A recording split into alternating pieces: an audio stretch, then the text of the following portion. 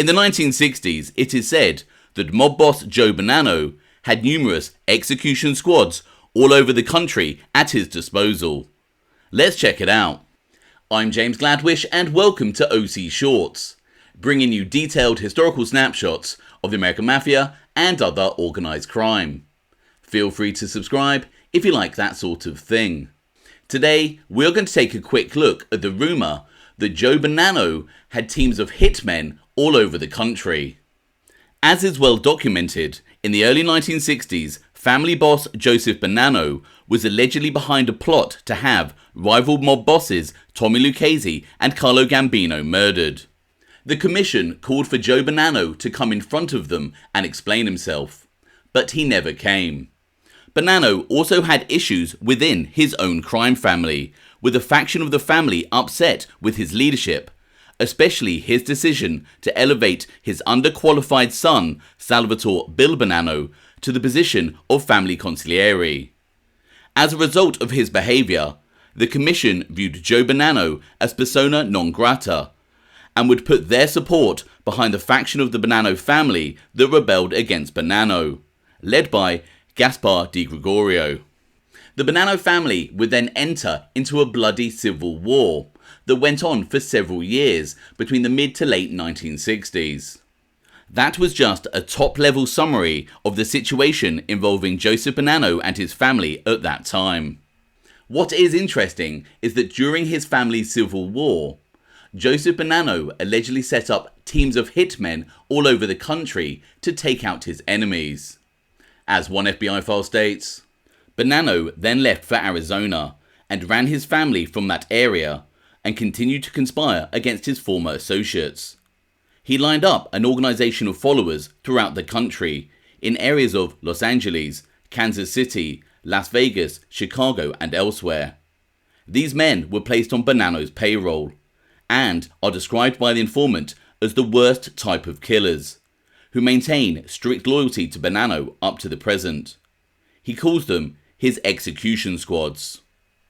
According to another FBI file, an informant stated that one of these execution squads had been used to murder respected and feared Bonanno crime family mobster Michael Consolo. As the FBI file reads, MM redacted CTE advised on 4/3/68 that the Mike Consolo hit, killed in Brooklyn 4/1/68, was a contract ordered by Joe Bonanno. Consolo was another defector from the Bonanno family. The killings, carried out under the direction of Bonanno, are being performed by members of Bonanno's execution squad, previously described by the informant. At least one of the hitmen is from Denver. If this informant is correct in his statement that one of Michael Consolo's killers was from Denver, then it would appear to support the idea that Joe Bonanno has execution squads made up of men from all over the country. Michael Sabella was a mobster who seemed to be greatly fearful of being killed by one of Joe Bonanno's execution squads. Sabella was a Bonanno family mobster who rebelled against the family boss. A furious Joseph Bonanno had put out a contract on his one-time ally. As one FBI file states, Mike Sabella, still fearful of leaving residence, since knows of contract for him issued by Bonanno. However, it appears that the commission was trying to neutralise Bonanno's execution squads with money and other promises. As an FBI file states, Bonanno's execution squads of followers in various cities being paid off with cash and other considerations by other LCN families to leave Bonanno family.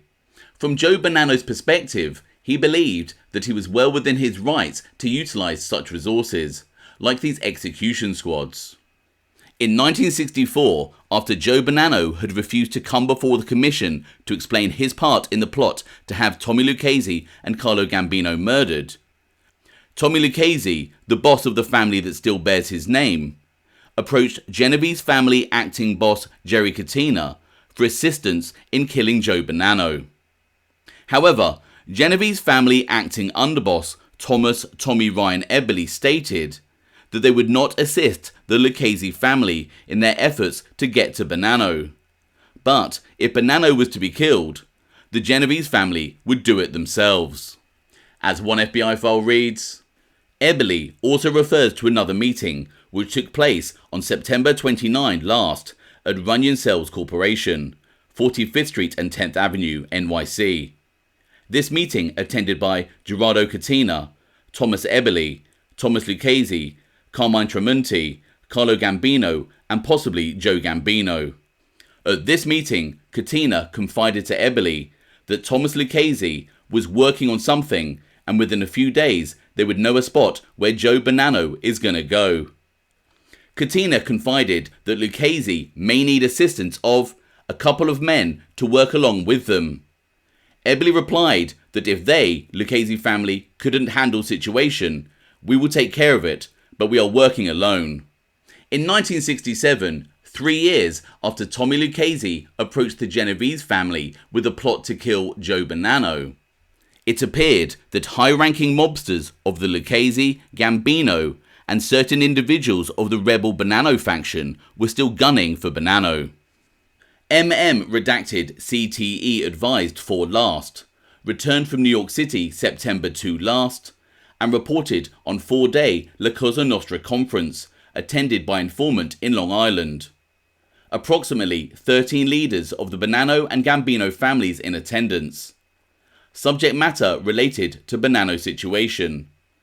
LCN members in attendance who had not yet decided as to loyalty to Bonanno were told to give the matter serious consideration, as Bonanno is definitely out of the situation and is a dead man.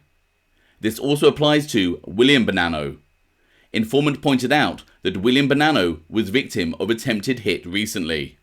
As can be seen from the file, Bonanno family members who had not decided if they would remain loyal to Bonanno were told to make up their minds soon, as Joseph Bonanno was considered a dead man. Bonanno's son, Salvatore Bill Bonanno, was also marked for death. The FBI file continues with further details of this meeting. The file states, among other attendees at conference were Mike Sabella, Paul Vario, Carmine Tramunti, John Angelo. Bonanno family to either be merged with Carlo Gambino or family will be taken over by one of several candidates, the most prominent being Tramunti. Bonanno presently in hiding, whereabouts unknown to informant. As can be seen from the file, mobsters who attended this 1967 meeting included the likes of Bonanno mobster Mike Sabella, who was fearing for his life from the Bonanno execution squads, Paul Vario, a Lucchese family captain, and Carmine Mr. Tramunti, the recently appointed boss of the Lucchese family. Interestingly, there was a discussion that once Joseph Bonanno was gone, the remains of his family might be absorbed by Carlo Gambino's family, or taken over by another candidate, and Lucchese boss Carmine Tramunti was mentioned. Ultimately, nothing would happen to Joseph Bonanno, and he would allegedly retire to Arizona in exile from New York, although some sources provide evidence that Joseph Bonanno continued his criminal ways from Arizona. As for Joseph Bonanno's alleged execution squads that he had situated all over the country, there is little further information. In the comments below, let me know your thoughts on this topic. I hope you found it interesting. Thanks for watching.